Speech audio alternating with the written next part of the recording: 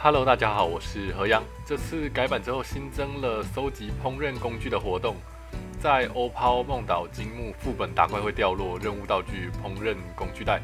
那详细的内容大家再上官网去看看吧。今天帮大家测试3个副本的掉落率如何。我把3个副本的时间都打完之后，发现梦岛1个小时打了30个，那欧抛2小时打了12个，金木1小时打了11个。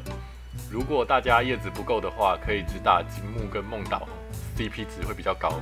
至于换道具的部分，换厨具或消耗品都不错，不过要特别留意战斗卷跟龙珠都有使用期限，到6月13号。最好的话就是每天换，都每天把它吃完。至于充装的话，我建议至少把 HP 的那个收集任务解完。我自己的话，应该会拼拼看敏捷加1吧。那今天就简单介绍到这边啦，我是何阳。如果喜欢我的影片，欢迎分享并订阅我的频道。我们下次见，拜拜。